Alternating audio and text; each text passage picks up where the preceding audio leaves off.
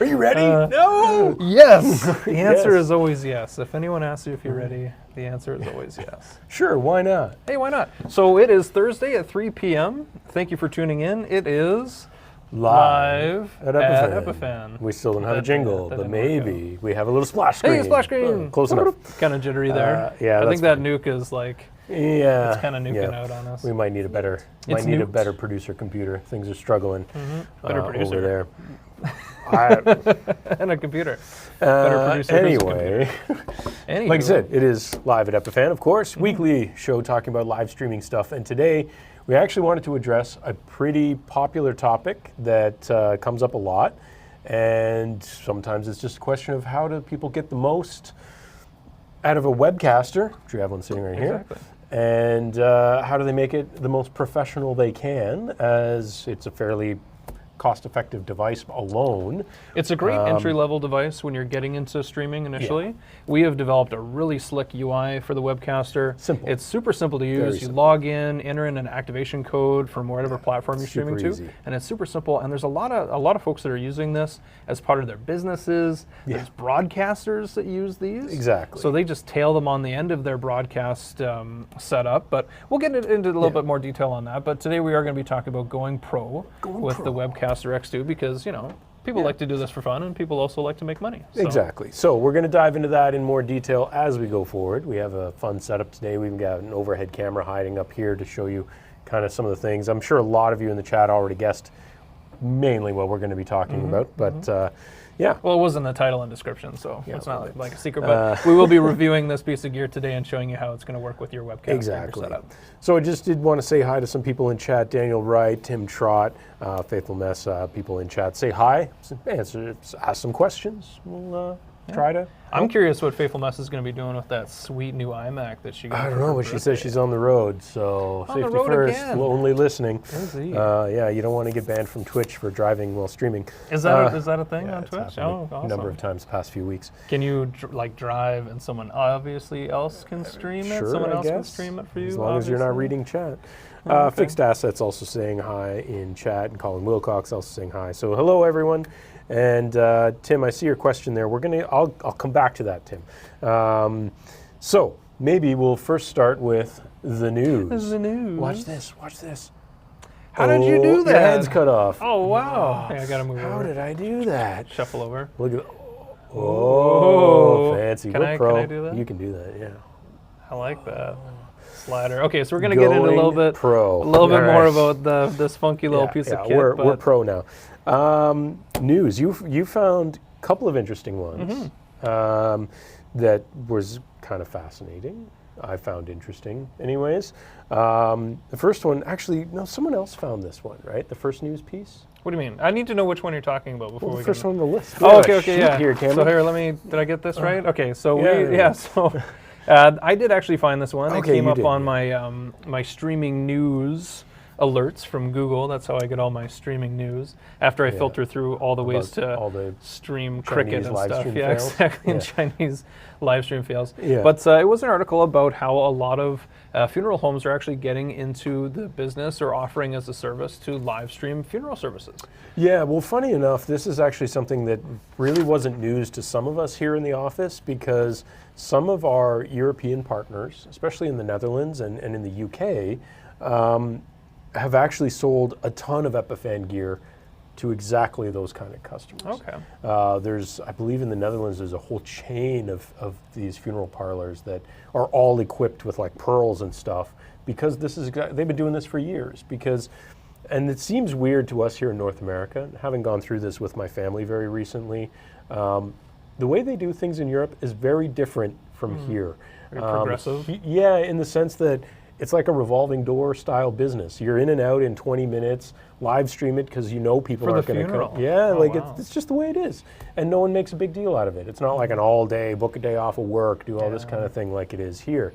So I wasn't shocked by that, but it's interesting, and I think, especially for North Americans, it's probably a new idea and a new concept that I think, piggybacking off of one of our number one customers for Webcaster being churches, a great example of some of the ways churches could leverage live streaming for those types of events as well. Absolutely. So. Well, and as families spread out, they get a little bit further. It is hard, Exactly. and air travel, even ground transportation now, is very expensive. So offering this kind of service to your customers and putting it up is something that's becoming more popular. Well, now, absolutely. in North America, it is an industry that is very slow to change, and the article does talk about how that's it's partially the guys that are in charge of these facilities are a little bit older and a little bit more hesitant to actually bring on this new technology. But there are some really cool functions. One of the platforms that I looked at in the article actually allows viewers to change the angles themselves, which I thought was kind of neat, because then you're not just stuck to whatever camera that the operator is putting it on. Right. You actually have the freedom to look around. And there was some comments as well, or some of the feedback from one of the users was saying how she could really connect with the other folks that were there and see, how the kids have grown up, kind of like commiserate at the same time. That's the big advantage with live streaming any event, is that people who are not there can get a much closer approximation or feel like they're there better. Exactly. And with better cameras, better image quality, better audio, you really do feel like you're part of it and kind of the fly on the wall. Yeah. But exactly. So the next news item, this is super exciting. Not really. But for anybody who's a fan of Reddit, Reddit is launching their own. Well, it's a soft launch. Beta it's a soft testing. Launch. Yeah, so beta testing. It's kind of funny. They're only doing it between like 9 and 4 o'clock. It's 9 and 5. Yeah, it's funny. It's like working hours. Anyway, they're launching their own live streaming platform. What is it, the Reddit News Network or the Reddit? Public Access Public News, Access, yeah. Or Public Access Network. Yeah. Which is also PAN. So when the mods RPAN. are asleep on RPAN, it's just all pans on there. Yeah, Posts of pans. Teflon pans and iron I'm not pans. sure what to think of this yet, because anybody, and chime in if you're a Reddit user in the chat here, but if anyone is a Reddit user, you probably know that Reddit as a whole is often a bit of a dumpster fire. So adding live streaming to Reddit. Well, and the regulations are very tight. They are. So like there's They've done that there's a lot of moderation. There's a lot of folks that are actively watching it. Reporting is very quick, right? So they don't want to have another cats when I was scrolling through the carousel. That's safe. The cats and the counter. Did you see the counter? I didn't see that going guy, up. Even just I did that earlier and it just hurt my thumb. Yeah. So he went to 6,969. I wonder why he did that. Oh yes, Reddit. Yeah. Oh yeah, right. Reddit. Yeah. But I think it's an interesting experiment. I would like other platforms that are coming online for live streaming, to be able to actually access it via like a dedicated RTSP. Right, and I think that's one of the main things is right now it's app-based only, which also means just like Instagram TV, and we all know how well that went, it's vertical only currently, which is weird. The majority of people I know who use Reddit don't use it on a mobile device. They use it on a desktop because it's a better format for Reddit.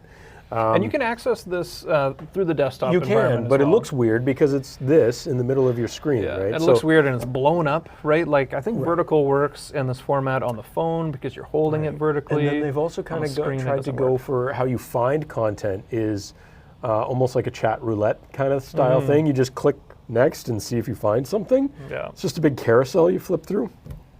It's a bit weird. I don't know. We'll see where it goes. It's a test. It is a test. It's a test. I'm going to try to figure it out. I'm sure it's like, obviously, with live streaming video, it's going to add a huge load to their servers. And Reddit is not known for having the most reliable servers. We were joking about that earlier. Yeah. But I do like the aesthetic they went with. They've tried to go with like an old school analog style thing. So when you flip, it's got like this sort of static and like tuning in and all this kind of stuff. So it's retro-y feeling. It's like retro gaming consoles that are like, it's new stuff but trying to look old. So that's kind of cool. Well, it has that font that you'd recognize from any VHS player, like it was the only VHS player available. Yeah. Try to bring this up. Yeah, so there wasn't the pans, you weren't joking. Exactly. So the mods are asleep, so post all these mods on here. Now, this is not a great view for this, obviously, because it's vertical again. But I don't see any RPAN going on when it was live. Just going to this sub, it would actually prompt on there. Yeah. So I don't think it's actually it's active interesting. right so now. if you feel like oh checking no, out, it is. There we go. Yeah, it's still active. Yeah. So there, that's if you can see it in, on the bottom. That's tuning, and then it brings up whatever the first one is, and it might be a disaster. And it is. Perfect. Let's just do that. How are you doing this show and also singing naked in front of I'm doing 2 streams at once. It's got a shirt on. I'm going to keep this open just while. All right, I'm fading it out. Anyway, and unsurprisingly, there's Arpan. Yeah, and that's Arpan. Okay, let's dive into our topic. I'm going to look at chat here very quickly because some people had some opinions. Opinions on the internet. Exactly. That's impossible. So, and this kind of ties together with our first news piece a little bit. Tim Trott was saying, has anyone thought about using the Webcaster for simple real estate stream? The answer is yes, people have. It's definitely a lot of real estate agents are starting to do that just with their phones because obviously they live on their phones anyways. That's simple enough, but we have had some people report doing so with a Webcaster as well to use a better quality camera. Especially, again, shooting a house, whether it's for still images or for video, is extremely difficult. So you sometimes you might want a wider lens just to get things. Well, when you're shooting real estate photography and videography, having like a 12 mil lens is kind of that good size because you have a good amount of view, but it's not too distorted, right? Because you get into the fisheye and people are going to ask why you can't do that with this. House. Yeah, not exactly. So now I have seen realtors in the past that are doing live open houses. Yeah, exactly. And I find it like super kind of nauseating because they're walking through the house. Well, yeah, they're doing the shaky cam with the cell phone. The shaky cam, the Blair Witch real estate So I mean, company, if you can get a nice camera, maybe a steady cam and a camera operator and a 12 mil, hook it up to a Webcaster, you might be better off. Yeah, you do a steady cam or have some kind of like wireless option, but at least in front of the house, right? You could do the opening in front of the house, talk about it, and then maybe play some pre-recorded video or whatever through a playback. Meetup Video UK saying good evening. Mansell saying listening with great interest. David Dillon saying he's 74 trying to become a YouTuber, need all the help. This might help. Today might help and a little. You should also check out our episode on potential YouTube topics. True, that's a good one. It was spicy. Cameron, not you, different Cameron, using the Webcaster with the V1 works great. Awesome. You probably won't learn anything today, but maybe. Well, Cameron, while you're watching in the chat, maybe point out some things that we're doing wrong. What do you love about the V1 the most? Let's see. Hi from Colombia. Hello. Whoa, what happened? Hey, there we go. Let's see. Mansell is saying again, watching with 100% interest. Oof. I prefer 110%, Mansell. It's not possible. Nick saying, hi gentlemen, hope to be seeing you at IBC. That is a real possibility. Let's see. Meetup Video is saying they already use it with a V1 and works well. What do you love the most? Yeah, so let's see. And are you doing any titling? Because we're going to be getting into that in Colin our Wilcox, the dark corners of Reddit. I'm concerned. Me too. ATR Treehouse. Whoever comes with the algorithm for the auto rotate will be for billionaire. Yeah, exactly. Vertical's weird. Yeah. Nick Barnett, your YouTube stream quality is amazing. What data rate do you use? I believe we're only using 5 or 6 meg. We use all the all the data. All the data. All the datas. And I'll actually just take a look because I'm not sure off the top of my head what we're using. Right. today. Okay. Fixed Assets saying 360 cameras are the new thing. Were we still going to maybe try and do a thing? 360 thing? Yeah, so next week we're going to be doing an episode live from Palo Alto. We are? And we might be streaming it in 360. Oh, if the camera actually shows up, we'll see. So Fixed Assets, stay tuned for that. Race TV saying hi from the UK. Sorry, I'm getting through all this stuff here before we take the deep dive. 6 megs. 6 megs. 6. That's your question. Yeah, so we're doing 6 at 1080. Easy. Yep. But we're also using a Cine camera too, so that that's true. We're also using we're using the C100 after getting it back from some minor repairs. Repair round 3. Thanks, Canon. Glad you can do it the first time around. Well, there goes the sponsor. Tim Trott had a different concept, like Webcaster from the office and interjecting video listings from MLS. What was that? Tim was just explaining his real estate thing in a different way. Okay. Cool. Audiovisual saying hi from Mexico. Hello. Hola. And let's see, someone else asking Epiphan. They said Epiphany, but Epiphan, that's autocorrect for you. And Blackmagic ATEM. maybe that's something that we will touch on when we dive into this, because it's one of the things I like about the Roland the most. So all right, we'll dive into that in a moment. I'm going to do something super fancy here. Should I have Boom, something you ready? didn't even know what just happened there. And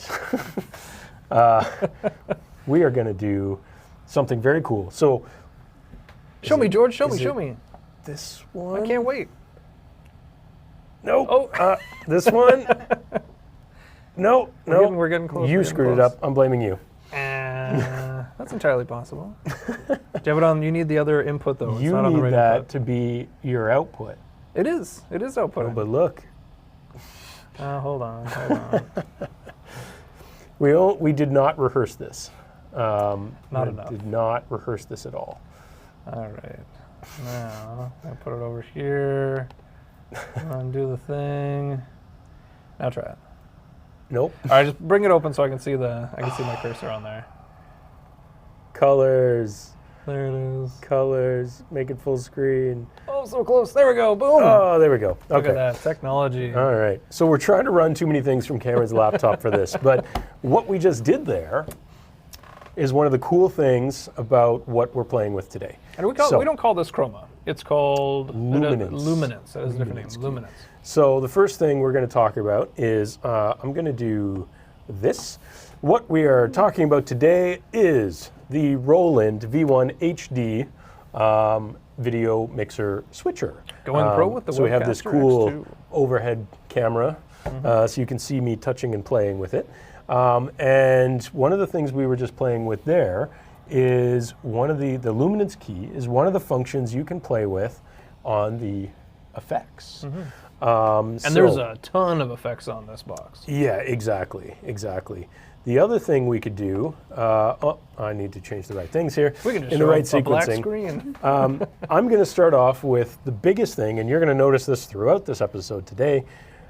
One thing about the Roland is I think once you get it set up to what you need to do, I think it's awesome. But practice. There is sequencing, especially when you're playing with the way the effects buses work.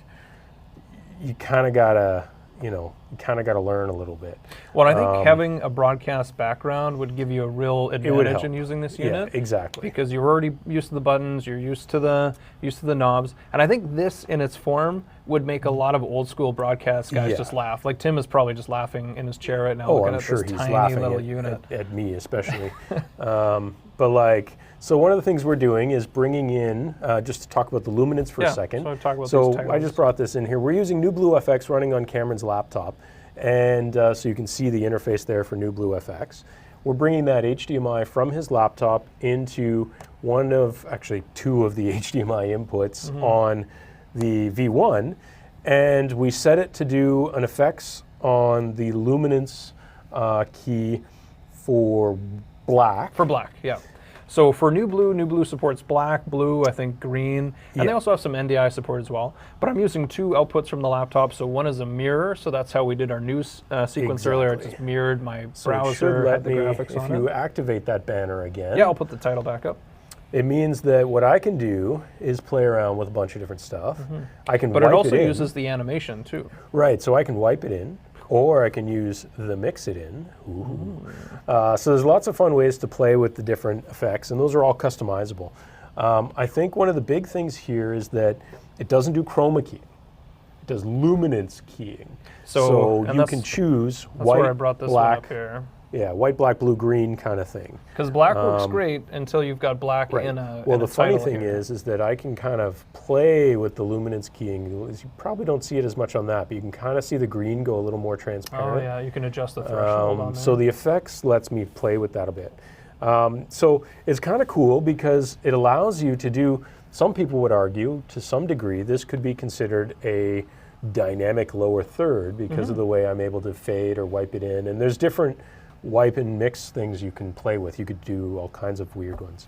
If you have a static graphic, right, you could even just have a graphic up on your laptop in preview, full screen, black background, and then you can animate it here, so you don't have to be using a titling program like New Blue.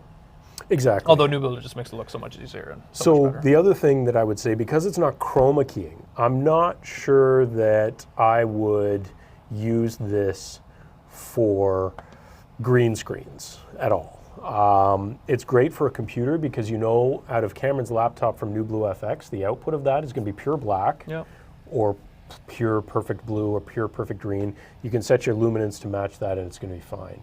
But green screens, blue screens, anything that relies on lighting to be perfect, I'm not sure I'd attempt this with this because it's not chroma keying. You can't adjust the blends or anything like that. It's fixed. But what about that threshold though? Maybe adjusting the threshold? Now that's something like I would love just to grab a ladder and try to pull it down right now, but I think we'll maybe save it for we're going to experiment with experiment. that another one, but from what I've seen, because you have to match the Roland can't match you. Gotcha. I'm not sure I would trust it to a green screen, Gotcha. but for things like this, for titling and stuff, I think it's great. So the other thing, of course, is just being able to use a wonderful Star Wars style wipe to go back and forth. That soft wipe. It's pretty fun. You can use the T-bar, which of course everyone loves to play with a T-bar. It's a lot of fun. But you can also use the simple transform buttons to automate things back and forth. And you can set the timing for the transform buttons. Now you get some beats per minute in there too. Before we get too deep in some of the functionality, how do we get back to the other view? Is it this Which one? view? Hey, This there we one? go. Yeah. So the Roland itself, how many inputs do you have on there? So how many HDMI inputs can you bring in? So I guess coming back to the things I really like about it and why I think it makes a great companion, and clearly a lot of people in chat agree, makes a great companion to something like the Webcaster. It has 4 HDMI inputs. Technically has 2 HDMI outputs, a main program out and then a preview out that you can actually change what you see there. Yeah, you can customize everything on that output. Because of that, a Webcaster with a Roland becomes a 4-camera shoot or a 3-camera and a title shoot or something along those lines. So that really takes the capacity of the Webcaster to a very high level in terms of functionality. The other thing that I love about it, and I'm going to go back to this view, as you guys can see, and for those of you in chat who own one, it's physically very small for what it does. Like this thing, it's compact, right? I mean, look at this. I don't have particularly huge hands, but like it's small. Like you could easily carry this around. And we do have some Webcaster customers who have built their own mobile kits, and they've built the Roland into the base of the kit and have their other components up top. They have batteries running the whole thing. So I think that the size of it can be very, very cool. Drawback is that you might notice this if I do this. It does have a fairly loud fan, so you would probably not want to have the microphones anywhere near it. No, and it's actually it's been so consistent and so like the same tone. When you did that, I had that weird feeling in my ears, when that sound goes off. Exactly. So I know what you're looking for. You'll want to just go to the Webcaster Facebook. Oh, group. okay. So for How those do you know of I'm not just looking through his his I know what you're Facebook trying to do. profile? If you're looking, one of the members of the Facebook group for the Webcaster X2, which again, we did not create. This is something that he created on his own. I'm going to try to bring this in. Hey, there we go. Good job, George. So one of the members, this is his mobile case kit thing that he's built. So he does a whole bunch of funny stuff. So what he's doing is, you'll see there, he has a tablet running Windows, running OBS, which is doing the same job we were doing NewBlue FX and he's touching the tablet right now, so that's on the left side of the screen. Yeah. So he just has it mounted vertically, and he's running OBS like George said, and he's actually got some black, white titles on a black background here. Yeah, so it's good contrast there. He has his preview monitor in the upper right. He has his, from the Webcaster, so we can see the Webcaster UI. He also has another monitor in the lower right showing the split screen preview out of the Roland so that he can do all his switching and stuff. And And here he's demonstrating how he can move the titles around. Exactly. It's really hard to see in this small screen. Yeah, but anyway, we'll post a link to our strongly recommend checking Facebook it out. Group. But then along the bottom, he has a whole bunch of batteries, and he has the Roland, and he's managed to put it all into this Pelican case, which is super cool. I find it really interesting. I don't know if he's going to be able to check that on any commercial flight. No, probably not. It's a great setup. Probably not. And Rat Attack, am I saying that right? Rat Attack. So he does a lot of videos for local cool groups stuff in California. I think he's part of a first-person view club as well. Yeah, he shoots a lot of live events too. I've seen him shoot sports, all kinds of stuff. So he's got some cool stuff up there. So there's a lot, I think, that you can play with the Roland in terms of its capabilities. And what else can we bring into it? So we've got the 4 HDMI inputs. Yeah. It's a Roland deck, so does it take audio? Like what kind of audio can we take? Of course, it'll take embedded audio on all the HDMI. Okay, cool. But it can also take analog audio with RCA, and it can take analog audio with 3.5 millimeter mic level. Right on. So no TRS support on this one, not on this model? Pros and cons, this doesn't have professional level audio, doesn't have XLR, doesn't have TRS, doesn't support balanced. It's just consumer line level with RCA and consumer mic level with the 3.5 mil. That being said, what you can do with that audio, even the HDMI audio in those, is super impressive.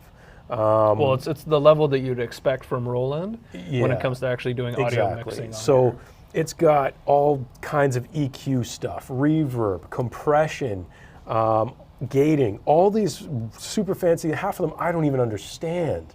And you can do that on all of the audio. So you guys could probably see this now. This is actually the audio menu. So you can see I can adjust gain levels on everything, mic levels on everything, the EQs, delay for each individual input. And George mentioned this before, but this is not a screen that you'd normally see on the output. No, this is the preview. So we're on our preview output right now. Because we wanted you guys to see this, we used the preview out into our Pearl to be able to show you this. But again, all these different EQs, the delays, the compression, the gates, all this stuff, mastering on the outs, like it's crazy. There's a lot here. That's what makes this, from an audio perspective, not just a basic video mixer. You know, you could go out there and you could buy, many episodes ago we talked about super cheap HDMI switchers to use. You could find things like that. It's not going to do cool mixy things like this does. That episode's actually been picking up quite a bit of traction recently. We've seen a lot of views on simple cuts, and sure, they're inexpensive. Yeah, but that was the Rav Sun. Yeah, which I don't even think you can get anymore. It's not available anymore. It keeps coming and going on Amazon. My opinion, if you really want to go pro with a webcaster, title of today's show, spend the money on something like a Roland because of the professional look it can give you, the pip it can give you, and the audio control it can give you. If you're just using a simple HDMI switcher, you're not getting any of this audio control. And that, as we've said 1,000 times on this show, people can forgive video. They will not forgive audio. No. So the Roland V1 will give you the ability to manipulate the audio to make sure that you're doing that part really, really well. Now, does the Roland also do any kind of scaling? So can we bring in other different sources? Like right now I'm mirroring to the resolution that this wants, but I could bring in another resolution into it? Yes. Now it does have limited scaling potential. Okay. It's looking for generally camera-centric resolutions, 1080, 720, and so on. Okay. But there are some settings in the deeper menu to what to do if it's an unsupported resolution, including just, let it go and see what happens. Yeah, you can just scale it, just throw it in however it comes in. The most important one, which I can't show you on camera, is there's a little switch back here. And it lets you change between 720p, 1080i, and 1080p. We could throw it on the overhead and just tilt it up. We could try. We could try. If you can remember the sequence of buttons that you have to press. Oh, the cables are way too tight. Oh, yeah, I'm not going to do that. But it's back here. Basically, what that means is that even if I run, and this is for some of you European viewers, if I ran all of my cameras in 1080i, which many PAL-based cameras are limited to that if they're a few years old, you could run all of them into the V1, set the V1 to 1080p, which is what the Webcaster has, because it cannot support interlaced signals. The Roland is going to do your conversion, and there's a deinterlacer built into the Roland. Nice. Using the better technologies for deinterlacing, and there's actually a mode switch for it, but the default one is the better one, Bob, to make sure you're getting 1080p from your interlace signals into Webcaster to successfully stream. So again, I think that's a huge argument for this. And that comes back to the question that that was in chat quite a while ago. You people have been chatting like crazy. Here, I'm going to put this one up. Hopefully it comes up, maybe. Just have to be patient. Keep it I've had some issues. Okay, we'll see if the aggregate actually brings it up this time. But the question was Epiphan with the Blackmagic ATEM. Oh, yeah. And what is an ATEM too? Do you want to break that acronym down? Do you know what it stands for? I don't actually, because it's not my thing. That's your job. But it's one of the Blackmagic switchers. They do have some fairly inexpensive ones that do compete directly against the Roland V1. The difference is that a lot of those lower end Blackmagic products don't really do scaling, and they don't really do deinterlacing very well. They typically expect all signals on input and output to match, which means if you're starting with an interlaced signal, you're exiting as an interlaced signal, which means it's not going to work with a Webcaster. And all the signals have to be the same, right? If exactly. You're 640 on the first one, that's everything. That's not ideal. The Roland gives you that little bit more flexibility, which is why I personally would choose that for that type of usage. So I'm going to dig into some of this stuff here. Meetup UK was just saying this is easier with an ATEM. Roland is for minimal switching. Yeah, so I mean, it depends on what you're trying to get out of it too, of course. Let's see. I'm just trying to see if anybody else had stuff in there. Yeah, Danny Grizzle was just saying, I'd love to show you guys the Blackmagic ATEM Studio and how he relies on and using it with the Pearl Mini.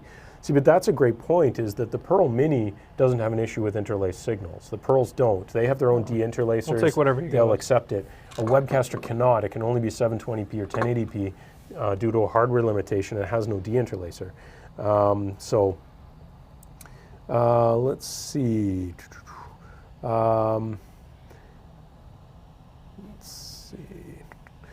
I'm just trying to scroll through some of the chat here, guys.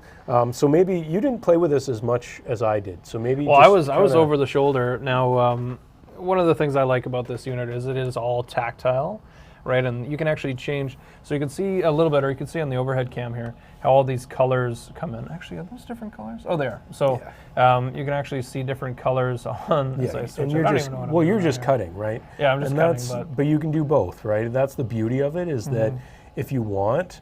Because you see, once you get addicted to the T-bar, you're just like, oh yeah. Well, I got to watch over George's shoulder. We actually figured out some firmware issues too. I don't know if it's worth mentioning, but no, I think it is actually. I think it's very worth mentioning, because one of the things we're going to talk about is the companion app. Yeah, we talk about the app itself. But we ran into some issues initially. Yes. So this unit we did not buy.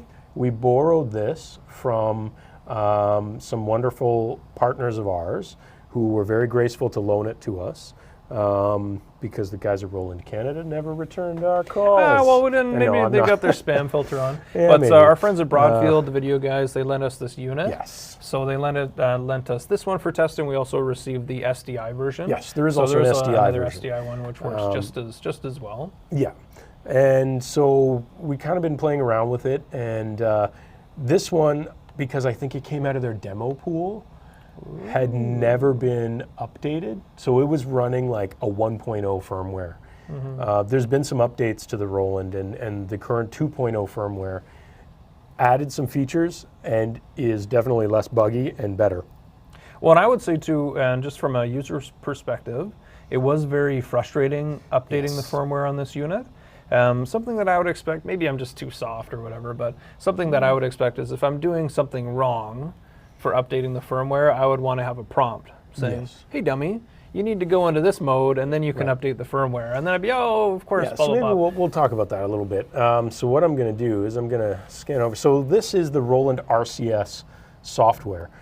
This is basically a software representation of the whole Roland thing itself.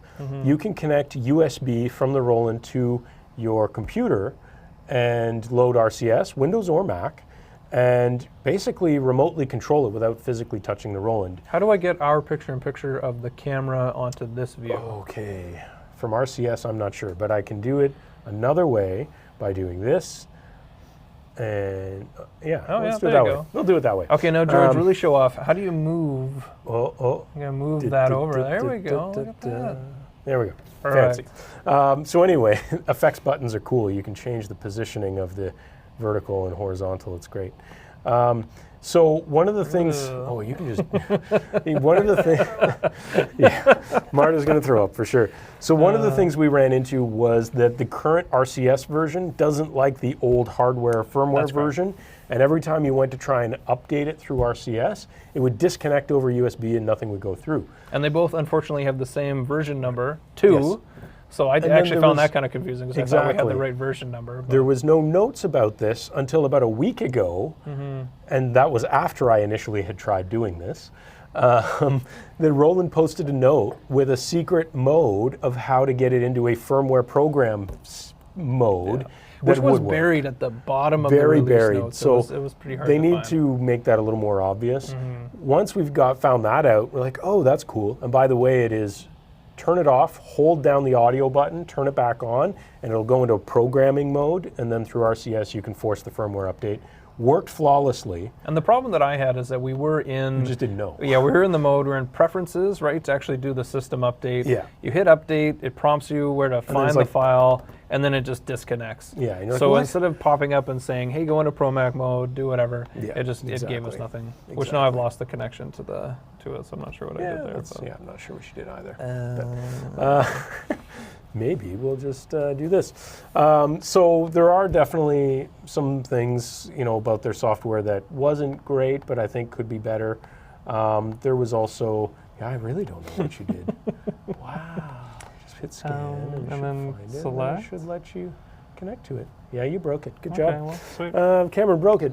With the app, go back in. One of the things I would say about the RCS software, though, is when it comes to programming things like the effects or any of those things, like you want to choose positions and all these sorts of things, or even the deeper system level menu, RCS is the way to do it. Because if you have to go through this menu, 9 pages of, I don't even know what half of this is, and would probably never need it, it would take forever. There you go. Well, then let's just say we were so frustrated initially testing this unit because we wanted to get into how do I change the luminance key? How do we go in and alter the size of the pip? Exactly. And the pip was actually different, right? So we found that with the update to the firmware version. 1/3, not just 1/2 and quarter. Exactly, 1/2 and a quarter. And 1/2 of a pip, take up like half the screen. Yeah, not exactly. Function, so I'm going to change the positioning again here. Yeah, how do we turn the fan down? You can't. An option on there. But the other thing is that even just, so changing the effects, you couldn't change what the effects were with a version, with a firmware and software mismatch. That got corrected when we did the update. So there's lots of, so there's lots of ways you can play around with these different things through RCS. That's way easier than trying to dig through the menus. You can do it in the menus. And there are memory blocks. So when you bring up the memory blocks, you can use the bus buttons, 1 through 8 essentially, 2 rows of 4, to set different memory things. And those memories can be different effects, different wipes, different mixes, what the transform buttons do. Well, we barely scratched cropping, the surface on that. positioning. Like you can go very, very deep with this. And then you can save a bunch of memory things so that you can bring them back up for maybe that day you need a different style versus. Well, you'd have multiple setups, right? So for us, if we were to use this as our full-time switcher, then we would need to have different memory setups so that we can go between that news mode, right? Where you can just hit that one memory, it's the news mode, the pip is all set up. Exactly. We could also alter this pip so that we could crop it down. Just make it on this window, right? It's super super expanded. Race or someone was asking about effects and other overlays and text graphics. I was just playing with the mix effect, but but yes, essentially you can by playing around with different titles. Oh, you were playing with something else there, but that graphic is from something we're trying to bring in from the computer. Try it again. Aha, there we go. You were moving in too much. Oh, no, that's interesting, because it's like... Yeah, you're playing with the zoom. Oh, right, because it's zooming on the other. So to answer the question, yeah, you can absolutely bring it in from another source. And so lots of ways you can play with this. We're trying to layer way too many systems all at the same time. We got like all the layers. That's the biggest thing. So, all right, now is there any other functionality that we didn't go through? Did we talk about the MIDI inputs and what those are for? Like the MIDI controller? I didn't, because I'm not sure how many people would actually use that. Okay, it is a pretty old, it's an older school When tech. you think about MIDI, you think about like crappy 80s music. Fruity on, like, Loops, right? Old keyboards and stuff. Yeah, it's just kind of terrible. EDM There guys. are MIDI ports on the side of the V1 that you can use for control. You can send commands to it over MIDI, which seems odd. I don't know why you wouldn't just use USB. And there's some other things you can do with it. So you could link it to another deck maybe that uses some MIDI output? I think so. I think so. Turn it into a slave or something like that. Okay. You can also freeze the image. What happened? Yeah, you can play around with it. So, yeah. Actually, something that George and I were talking about. Daniel asked the question you asked. If What you was move that? the I've asked so T-bar many in the questions. software, does it move it on? No, it doesn't. Oh yeah, there's no. This is not motorized. There's no servo in there to actually move it back and forth. No, it doesn't move it. Which really sucks, because you see like the really advanced studio decks, right? The studio balance decks. Exactly. When they manipulate or hit a preset, all those controls will move up and down by themselves. Yeah. But one of the things I was curious about for anyone that's using this out in the wild, do you go and actually put some gaffer tape here and on the top? Because old forgetful George here, he couldn't remember what all the inputs were. Old dog, new tricks, man. You can't, So are there actually users that are doing that, or do you just memorize it? I'm sure, and I'm teasing you, but after getting a lot of experience with it, it'd be secondhand. I personally would just put some masking tape or gaff tape there, hockey tape since we're Canadian. Oh, hockey tape. And just So write on it, high-tech. wide, close, PC, title, whatever, right? Just so you know. But the same thing, like if you're playing with some of the mix effects like this, right? What if the positioning changes for different things? You would probably want to have markers on this effects knob to know, where exactly you fine-tune that position to cover Cameron's head, because no one wants to see that guy. Like there's lots of ways that controller head. You might want to mark this. To me, that's the advantage of a console-style switcher, is that you have the space to do that. You could easily put that tape down to help you keep things organized. So now, is this something too? Because I was wondering, and I didn't look this up, but if you could take this faceplate off and put something else on, or maybe put a rack mount faceplate on it. It's a nice aluminum faceplate. Because that'd be cool if you could rack mount it in some way. Yeah. Obviously, you'd have to have quite a bit of real estate above it in order to make that work for the connections, or have some 90-angle connections on it. Yeah. But is there anything else you want to talk about this unit that we didn't cover? Kind of been all over the place with our review here. Well, there's lots of fun things. We talked about it a little bit, where you can do the BPM sync, so that it. Now I'm going to really make Marta. Marta's just where you can get set your vomit bucket ready. You can set a BPM, and it will switch based on that. I don't get it. I mean, I kind of do in certain instances where you kind of want to put it into an auto mode. You want it to switch. 20 BPM is the lowest setting. Yeah. Is it still on BPM now? No, is that I why turned it's it flashing? off. I turned it off. But you can set the BPM by tapping this, which is why it's now. I'm definitely not going to turn on BPM sync right now. Yeah, that'd be too much. So the other thing, there is a output fade. So if you wanted to, say, fade to black at the end of your show, you can do that. You could fade to white the other way. So there's some fun tools there. There are, again, it's way easier to change between them in RCS. So if we bring that back up, there are menu items in there to change your effects and stuff like that. It's way easier to change your transition mix type or wipe type or any of the effects. There's some crazy effects in here too. Is this the block one? Is this the one that we did? Sorry, hold on. Mix, right? No, or is that a wipe? Wipe. That was a wipe. Yeah, that one's not going. Doesn't matter. Okay. But there are some other fun effects in there. What was the mosaic one? That was kind of I don't remember. useless but fun.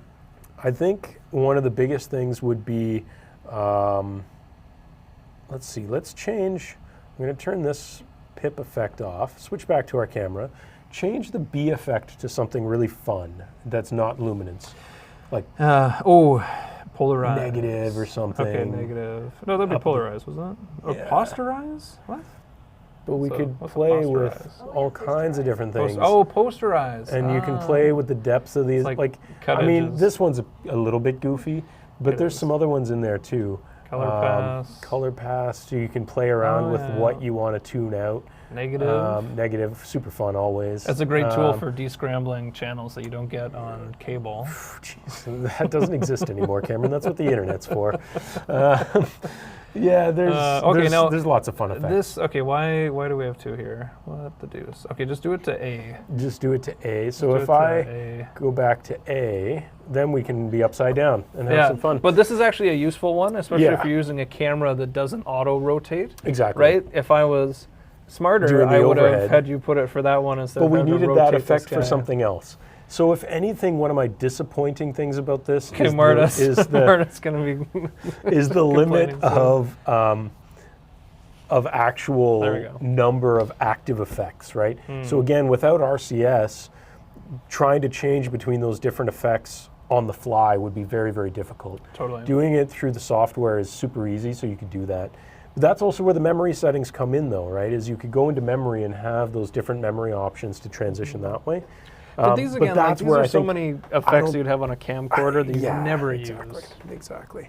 So they're good to have. But again, if we're being too harsh and we're saying, oh, we never use these effects, if there's actually practical applications for some of these effects, let us know in the chat. Like if these are things you've used before. There are people in here. Let's see. I want to have like a little booth. Color pass is ridiculous, prove me wrong. People definitely say they use Sharpie, they use masking or drafting tape. Half-inch tape with scribble stripe tape, all kinds of things. So yes, people do tape it, 100%. Let's see. Someone was asking, can you push a browser overlay for like Twitch followers, subscriber alerts?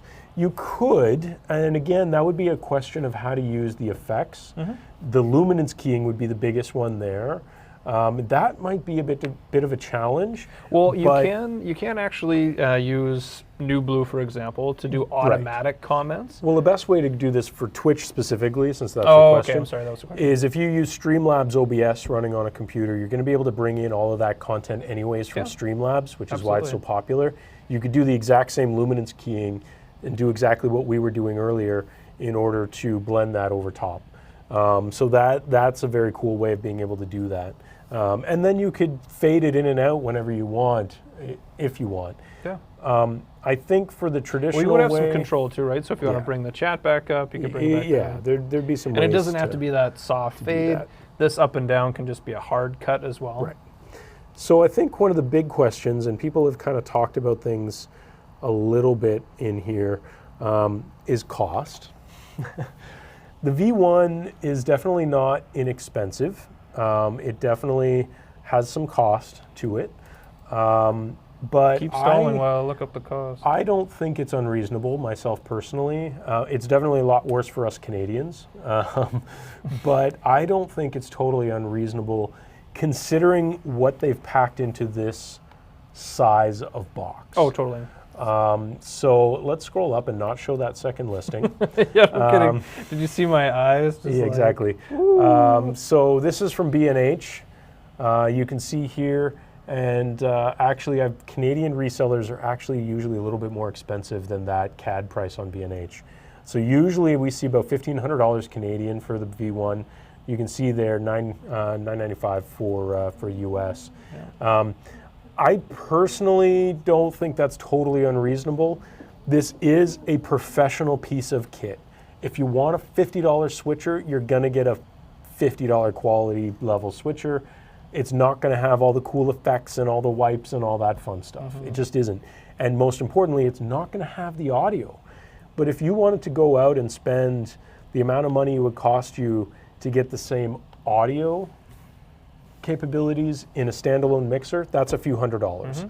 And then a video switcher that's going to give you anywhere close to this is going to be another few $100 to $1,000, no matter who makes it.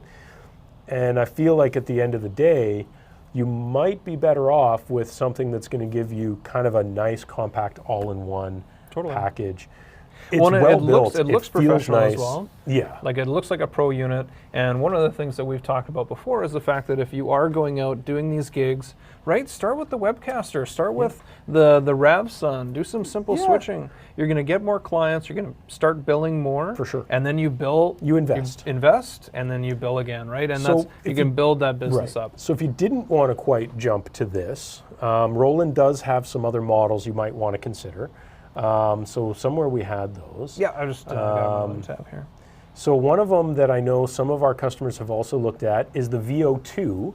This is actually one of their newer models. It's a 2-input, simple, still gives you the T-bar, still gives you some effects and the cool fade. A little simpler, actually has some advantages because on the fade, instead of fade to white, you can actually fade to a custom image. Oh, cool. So the VO2 actually has some advantages that the V1 doesn't. It also has an optional cool pedal controller for you to do the switching. So you could be a single person camera operator with foot pedals to do what the transform buttons do. That'd be pretty Speaking cool. of transform buttons, the next level would be something like the XS1HD. The XS, this starts to get really extreme. It's a little bit larger than the V1, but it packs a lot more in there. And it's a similar form factor, but man, it packs way more. Now this, you're starting to get into the $2,500 range. This is really, really pro. And I would definitely personally put this up against, the similar price Blackmagics, and I would be personally feel pretty confident that this is superior for the right operator because of the interface that it has. What does matrix mean in the name? So multi-format matrix so it can either be a broadcast style switcher like the V1, or it can just be a purely matrix switcher so that you can direct one input to any inputs and outputs can be inputs and outputs. Cool. So you can just kind of play around with all kinds of crazy stuff and use it not as necessarily a broadcast switcher, but as a just very traditional video switch. Nice. So that's a big jump. But its audio is better. It has custom graphics you can load over USB. Oh, cool. And you can you put those over like an overlay? Cool. There's some cool stuff you can do. So, and then of course, the Roland line just keeps going and going, right? They have a ton of cool products out there. It does some fun stuff when you start digging through it. Before you know it, you're sitting there going, how can I come up with $2,500? And it doesn't use MIDI. It has RS-232, which is generally considered a better protocol for control. And 444 too. 444 10-bit processing for video. Exactly. So it steps up. Right on. Colin was just saying, the VR50 HD as well. Yeah, exactly. And we're starting to get into definitely the more expensive stuff. Coming back to it for a moment, the Webcaster, as most of you probably know, is a basic, simple, easy to use hardware encoder that just gets the job done. And the best part is that it's just going to deal with whatever HDMI, aside from interlaced, that you throw at it, right? So if you pair it with a good quality broadcast style mixer switcher, it doesn't have to be a crazy expensive or powerful encoder. It can be something this simple, and there are a lot of media companies that are taking Webcasters and putting them on the tail end of their full broadcast studio and just streaming that way as a way to retrofit existing traditional broadcast to do live streaming. Well, and the Webcaster gives the ability to run it off a battery pack as well. Exactly. Pretty low power. And we don't have I didn't look at the ports, but we don't have an actual USB in, right? Like the other side, like the actual USB-A side. Because that would be cool if you had a USB-A that you could power it right from the unit. It uses a power brick, and I think it's about 7-something volts. So you can't run it off of a 5-volt battery pack like the Webcaster can. I'm pretty sure, with considering how much heat and noise this this thing puts out, I'm pretty sure it would drain that battery like that. Exactly. That's not to say you can't modify it. There. Some people have. The guy in the Facebook group, he created his own like camera style batteries in series that run the whole kit. So he uses DJI drone batteries. Yeah, for so that. if you want to go deep, you can go output. deep. But just depends on what you want. Cool. So there's a ton of stuff here. I'm going to try to look through some of the chat here. Yeah, so let's see.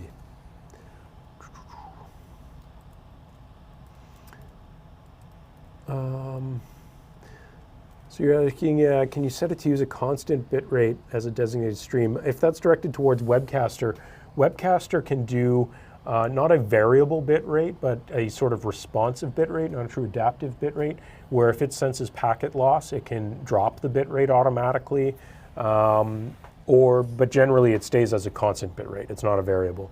As Epiphan, all of our encoders are based generally around constant bit rate encoding because they're often used for recording, not just streaming, and you don't want variable when you're recording. Let's see. Variable when you're encoding is okay. Can we do, Fareed saying, can we do a split output to local screens and public streams? Yeah, so the preview and the output can be assigned to do different things. So as an operator, you might use the preview, actually not the way we're using it today. You might set it to either preview, where it queues up the opposite bus, or I guess the mix. It shows the four-way split, and it shows color-coded which is live, which is queued. How do we show that quickly, if that's possible? Yeah, you can. Actually, you should just be able to change the output. If you go in the output there, and change it, maybe not. Maybe not. Oh, preview, sorry. Change that. Nope. No, preview. Oh yeah, multi-view. Yeah. So there we go. This Now you see the I multi-view. think is really cool because now you get to see all of the different channels that you have going. So being a 4-channel encoder, it's got these 4 going. And you can see the red and the blue stuff is going to show, what's live versus what's queued. So this is a great for the actual operator, but not necessarily what you would want to do for, anyone else. But you could use that preview to do output or even preview or something like that while using the main program out to your encoder. So there's some things you can do there. Might not be perfect, but let's see. Tim Trudge is saying what the Roland lacks for audio, the Webcaster can provide with USB audio. Indeed, exactly. Yeah. That would be another option. Yeah, it's going to be more than just the options you're going to bring in via HDMI with that video. It'll really up your game on the audio as well. Now, if you're not familiar, the Webcaster is actually available online for about $295 USD, and for Canadians, that's around $400. Yeah, you can bring that up on your screen. That's so on again, that's on B&H again. Yeah, exactly. Again on B&H. So it's a very affordable price point for the level of. Absolutely. Just scroll up a little bit there. Yeah, that's all right. So all told, my experience, my review of the Roland, I'm pretty impressed. I like it. I thought I would, and and you know what? I mentioned the VO2 being a cheaper option. It's not that much cheaper than the V1. So what were the 2 price points again? I can't remember. $995 for a US for the V1, and the VO2 is like $700 or something like that. Yeah. So myself personally, if you're spending $500 plus, I think you might as well go for the bigger unit. In my opinion, that's just my. Well, as we do more of these gear reviews, we need to come up with like some kind of systemic rating system that we can apply. Yeah. So we give them like, I think this one I would give a 7 out of 10 Epiphan E's, and then we can have that graphic coming up. I really on the bottom. Those. It's like Revzilla beard scale of difficulty, or Doug DeMuro's weird metric of like car reviews. We could use the Ontario Health System, the smiley faces, where you're really like. Yeah, exactly. Definitely the downside to the Roland is the cost, but I think its functionality is spot on. The quality of it, the functionality of it, I think is really great. Being able to play with all these different things is really great. And you can just do it as a straight cut too if you want, or the mix or all kinds of stuff. There's lots of ways of playing around with this. And I think that makes it really cool. It's obviously very colorful, and yeah, I think it's a very nice. Well, the color nice coding is great, and that's something that we really didn't get into. Each of these buttons, you can customize what the colors are depending on what your inputs are. So if you're a visual guy, that helps you memorize the colors. I think, George and I are pretty agreed on this one, that if you are looking to take your production to the next level and you are using a Webcaster X2, this is the way to go. But also mentioned in chat from some people already, you could put this in front of a Pearl Mini and be even more next level, because the biggest thing the Pearl Mini is going to give you, although it can do its own mixing and switching, we've been playing with the Pearl 2 and this in front of it for the show today, but it actually expands the capabilities of those already very, very powerful encoders. Maybe that's more inputs in the case of the Pearl Mini. It has up to really 2, maybe 3 inputs. This will do 4. So you could make a Pearl Mini basically turn into a 5 input device that way. But not just that, Pearl Mini has the professional audio the Roland doesn't have. And then on top of that, it also would mean that you could stream to multiple destinations where the Webcaster is only one at a time. That's true. So, and you could record and do all these other things. Yeah. So, well, and of course, we talked about about television stations that are using the Webcaster X2, Yeah. and they're literally putting these on the end of a $600,000 setup. It's right? at the very, it's very end. very expensive setup. So it's really just kind of the tail end that you pick. But yeah, I think we would definitely recommend this one for going pro. Yeah, it really ups the game. Absolutely. So maybe start with investing in quality cameras, and then when you want to start investing in quality ways to mix those cameras, I think this is worthwhile. And if you think about it, it's about the same price as some of the best cameras we recommend, like the G7, G85, those sorts of things. Yeah. So it's really, if you're buying those cameras, you have the budget. I just wanted to add, before we go. It's an investment, right? Yeah, before we go, I did want to address a couple questions in here. Zonis was just saying, does the Webcaster support not only PC streaming, for example? It does not use the PC for streaming at all. The Webcaster is a standalone hardware encoder that streams directly to Facebook, YouTube, Twitch, or whichever platform you're choosing. It does not use a PC at all. That's one of the big advantages, is you don't have to have a powerful computer. It's standalone, it doesn't use it. Wi-Fi or Ethernet, direct streaming. Yeah. And the way that the Webcaster works is that you will need to have an external keyboard, obviously, to access that functionality. So with the USB ports on the back, you can connect a wireless keyboard. One of those little handheld Android ones works great.